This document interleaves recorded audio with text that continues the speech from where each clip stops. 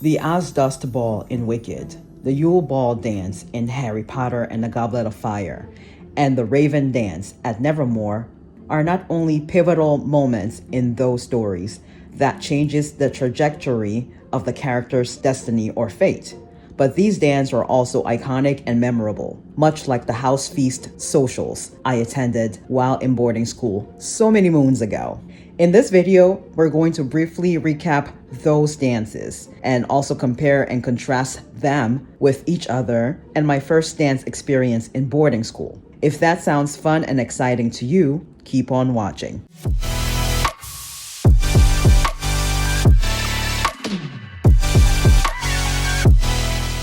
What is up, beautiful people, and welcome to my unintended third episode of discussing Wicked. The first episode was my first impression of the movie right after seeing it in the movie theater and 2 months post seeing it. The second episode was Easter eggs, hidden details, and nods to the Wizard of Oz in Wicked, which you guys really liked, and I really loved my comment section for that video. You guys were all so positive and pointed out some other gems in the movie that I didn't notice, and you guys are really awesome. Thank you so much. Now, we have our third episode, comparing and contrasting the Ozdust Ball to the Yule Ball, Raven Dance, and my first official dance in boarding school. So, without further ado, let's jump into the video.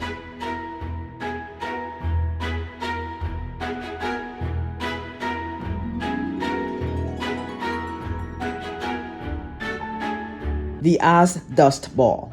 The Ozdust Ball was spontaneous. Fiera arrives at Shiz and is looking for something fun to do and convinces the entire student body to go to the Ozdust Ballroom, which is forbidden off campus, I think, because they have to take a boat to get there, and it looks like it's underwater. It's really a feast for the eyes. The vibrant colors, the choreography, the band, which is made up of animals, everything. Very much giving peak spring vibes. I mean, Oz is somewhere over the rainbow. Everything has to be in Technicolor. The Ozdust Ball was as colorful as it was intense, and a pivotal moment and part of the story. Elphaba goes to the ball because she was invited by Glinda. Glinda only did that to make fun of Elphaba, and it was low-key Glinda's two sidekicks' idea, but it was an invite, no less. Probably the first time Elphaba has been invited anywhere to do anything. So she went and had instant regret as soon as she walked in. It's one thing to be disliked as Elphaba was and for something she can't help, but it's another to not only be disliked, but to feel like you do not belong. The students made sure to make her feel unwelcomed at the ball, even though she's enrolled at Shiz like everybody else at the ball. And her presence at Shiz was actually a special request by Madame Morrible. So if anyone deserved to be at Shiz, it's definitely Elphaba. Anyway, so there was silence as soon as she walked into the ballroom, then pointing, staring, and laughing. But that did not stop her. She did her dance in silence, and then Glinda stepped forward to affirm her. And this was the one time it felt genuine compared to any of the other times Glinda tried to help somebody else out throughout the movie. And I use the word help very loosely because for Glinda, it's more performative than it is actually helping. But anyway, because Glinda was so beloved, when she starts doing the dance with Elphaba, everybody now starts doing the dance that they were so repulsed by just a few moments ago. Even Glinda got some pushback or resistance initially from her two sidekicks. Don't even remember their names, but they came around eventually. Well, at least until Elphaba went to see the wizard and was declared a wicked witch. Also, just as a side note, I know how Elphaba feels to be laughed at and how much that hurts, because this happened to me right when I came to the US. So I came to the US at age 13. I've said this several times on my channel. Came to the US at age 13 in the 9th grade. They almost put me in the 8th grade because I was 13, but I was going to turn 14 in October. So my mom insisted that I have to be in the 9th grade. So I ended up graduating at the age of 17. Anyway, we had a presentation to do in English class, and I just generally did not like presentations because obviously that means standing in front of people and talking. And it's one thing to have stage fright, and it's quite another to also have an accent on top of all of that. So I did a presentation in English class and had to stand in front of the class and do my presentation. A very short one, but the two boys who were sitting in front of the class, who were the closest to me as I was doing my presentation at the front of the class, they were laughing all the way through my presentation. And it wasn't like an inside joke that the two of them were laughing at between themselves. They were clearly laughing at me throughout my whole presentation. And honestly, I don't know how I didn't just stop mid-presentation and just like run to the bathroom or something. But I finished my presentation and I think I got an A, which I'm very thankful for, because a lot of people wouldn't be able to handle that. But definitely builds character, and I understand that feeling. So I did cry in the movie theater when I saw that scene with Elphaba, people making fun of her. That was hard to watch.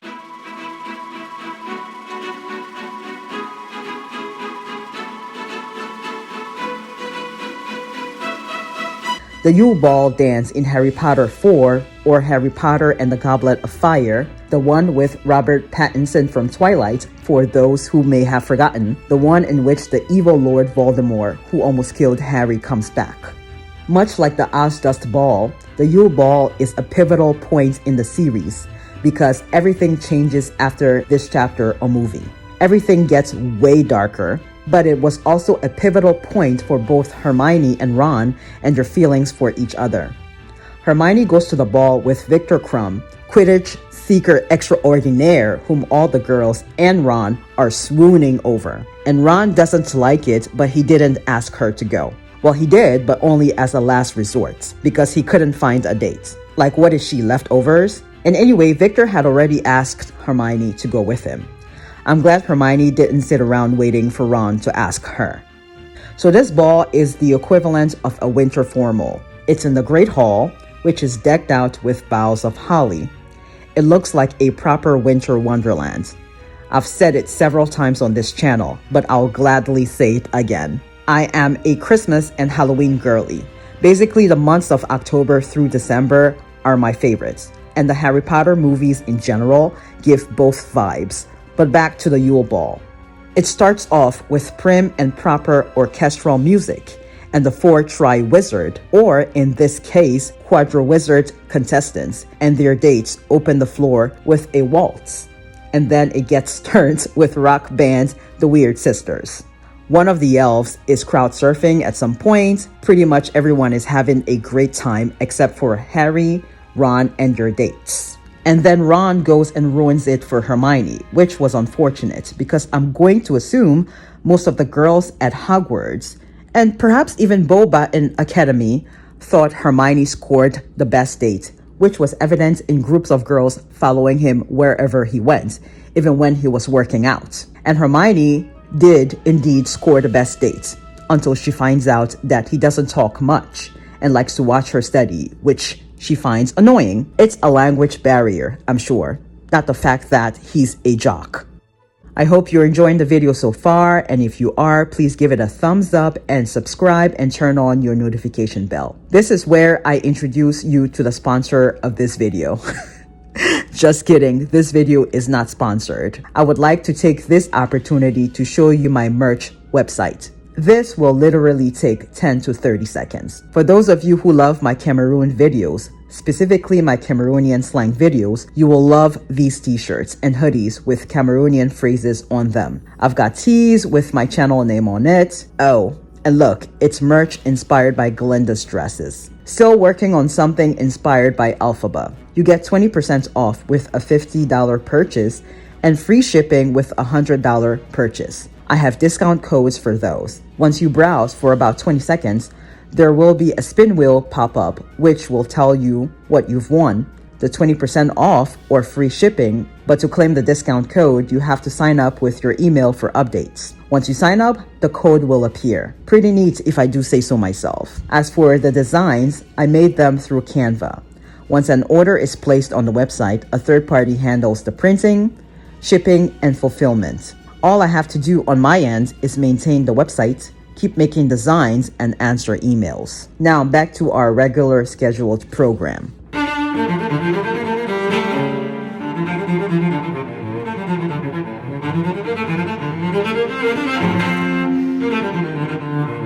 Moving on to the Raven Dance at Nevermore Academy. Brilliant name, by the way. Combines rave and Edgar Allan Poe's The Raven, and suddenly I'm having flashbacks of 9th grade English class when we watched that movie.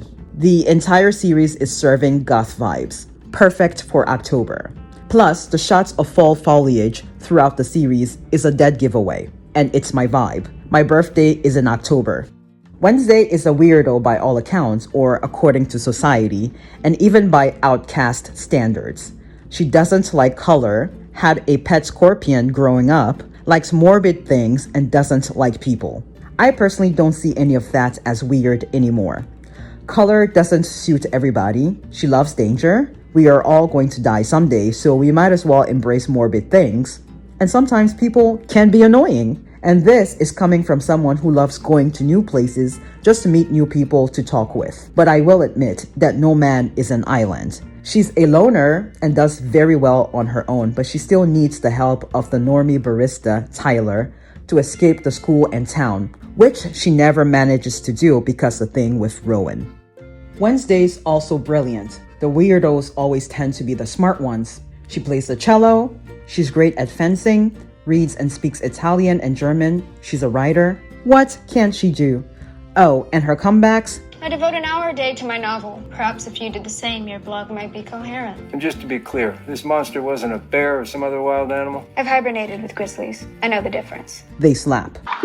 Yeah, she uses people to get what she wants, and in her words, friends are a liability and can be exploited. That makes them weaknesses. Episode 7. Sounds like she needs a better therapist, us normies would think, but she's not emo, she's not shy or trying to be dark or an asshole.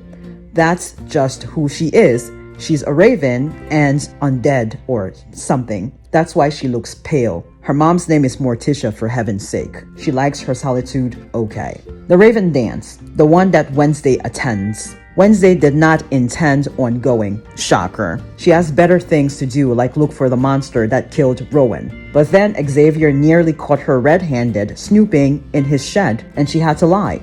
Well, he kind of assumed she was there about the dance, and she just went along with it. And she did not want to blow her cover in investigating who the monster was. A monster who she suspected was Xavier. So why not go to the dance with him, and perhaps he'll loosen his tongue because she knows he likes her. Well, did not go exactly as planned. She does go to the dance, but not with Xavier. Thing pulls a few strings and gets Tyler, her normie barista friend, who also has a crush on her, to go with her. The decor and theme of the dance surprised me. In a pleasant way, climate crisis meets extinction. Timely for sure, and the white and silver was giving Frozen. The ice sculpture of a Yeti behind the DJ gave it that outcast touch. Reminds me of this restaurant I went to in Disney Springs called T-Rex. I was sat at a table in a section that was giving Ice Age vibes. One of my more memorable dining experiences. But back to the dances. I like that in each one of these dances, each of our main characters descends a staircase. It's like a Cinderella moment of sorts. Not so much for Elphaba initially, but it changes. Also, just as a side note, all three of our main characters are outcasts. Or not popular, but they do not walk around with their heads down. They are not timid, they are self-assured. And we can't forget Wednesday's iconic dance at the Raven. I thought the dance was done to Lady Gaga's Bloody Mary, or was that just TikTok? Someone please enlighten me in the comments. Anyway, everyone's having a good time except for Xavier and Bianca. Also, everyone's outfit is pretty boring except for Bianca and Wednesday's. Things soon take a detour thanks to the Pilgrim normies. Ends up looking like a scene from Carrie. And the night ends with someone else being hurt by this monster that Wednesday is tracking. Splendid, Wednesday would have thought, if it wasn't her friend Eugene who was put in the hospital because of this monster. Before I move on to my first dance experience, I have to say that Tyler being the monster came out of left field. I mean, it's usually the people we least expect to be villains who are. But this completely surprised me. Thornhill didn't surprise me at all. Again, it's always the nice ones. And I always wondered why a normie like Thornhill was teaching at a school of outcasts. Normies had a track record of tolerating the outcasts at best, but they mostly feared or hated the outcasts. Also, when Thornhill is introduced in the first episode, the camera lingers on her muddy red boots. That cannot be a coincidence. It's like they are telling us to pay attention to the boots because they will become relevant later on. One last thing to add as concerns the evolution of Wednesday's character is that she let St. Clair hug her at the very end there, and she is not a hugger. But St. Clair literally saved her life. Yes, Bianca and Eugene helped as well, but St. Clair did a lot of the heavy lifting in trying to deter that monster from killing Wednesday. Back to Tyler. It's no wonder his dad, the sheriff, never wanted to talk about his mom and would always leave Tyler by himself and always be working. The writing was on the wall. Anyway, awesome show. Can't wait for the next season. And can I just say, Netflix is on fire this year. We have 3 seasons of the most anticipated shows being released sometime this year. Squid Games Season 3 is due out in June. Stranger Things Season 5 is due out presumably sometime in October or November, and then of course Wednesday. It says new season coming soon. I'm going to assume it's coming out sometime this year.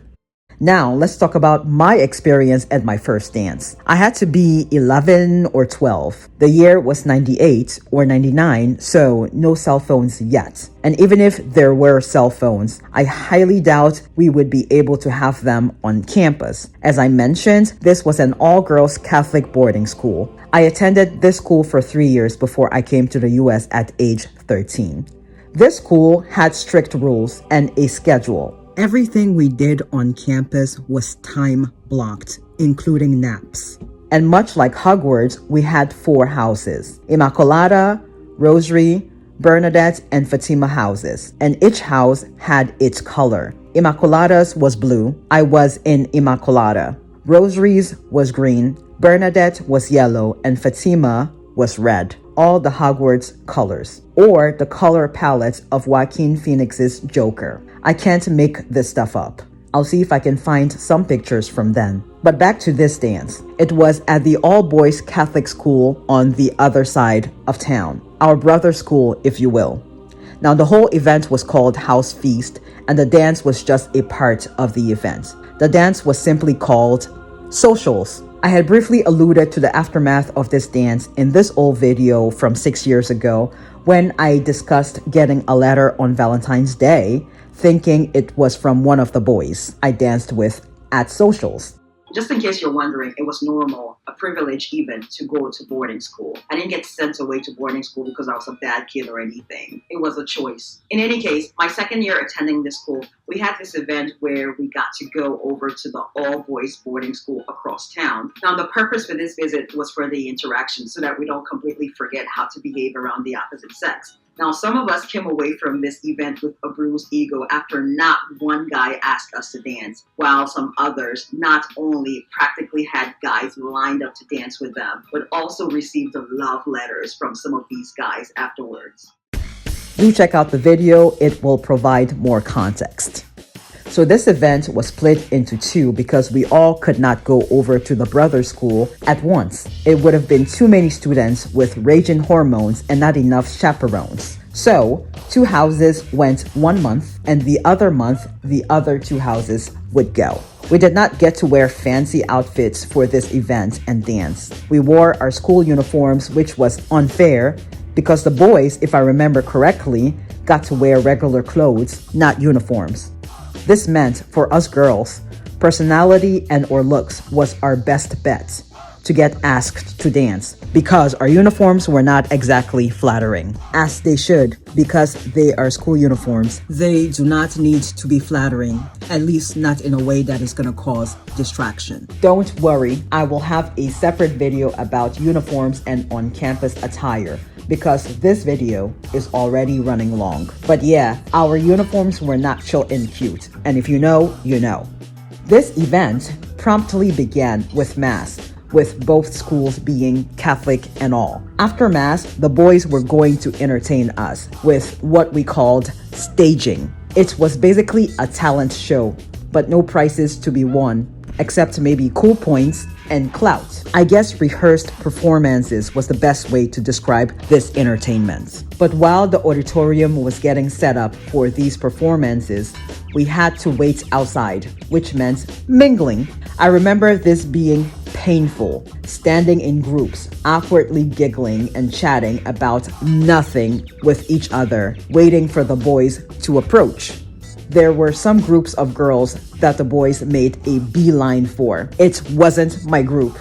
After what felt like an hour, we were finally invited to proceed into the auditorium. By this point, some girls already had secured potential dance partners / boyfriends, and I was over there hoping and praying it will happen for me once I got to socials, which was the dance.